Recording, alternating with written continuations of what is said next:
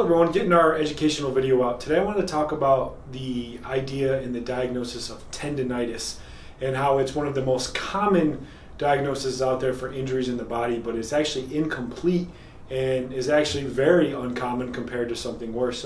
So what we pulled up here was the Wikipedia page on tendonitis. Basically, tendonitis means inflammation of a tendon.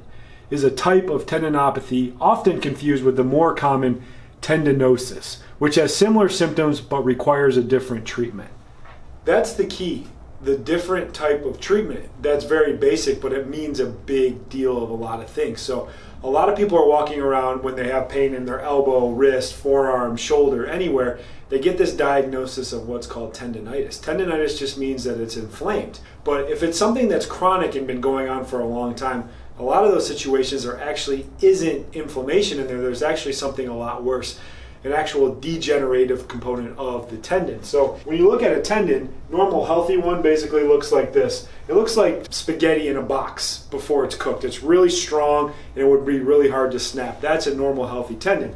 But over the years with wear and tear, bad mechanics, injuries, inflammation, everything on that, the tendon really gets beat up because the muscles around there aren't working correctly, and it develops what's called a tendinosis. So a tendinosis is, if we look under a microscope, a tendinosis looks like cooked spaghetti. The problem with that is that area of the tendon is very weak. It doesn't get good blood flow, it doesn't get good oxygen, and causes the pain and inflamed type of feeling that you're feeling.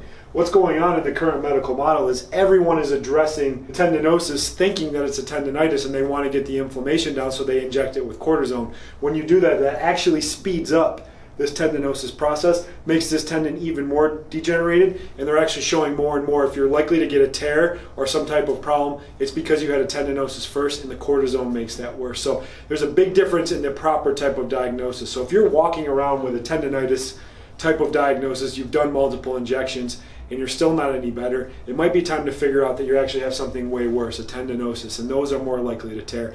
The difference is very important, and the difference is in the details. Thanks for watching our video, and please share this with anyone that's dealing with this type of problem.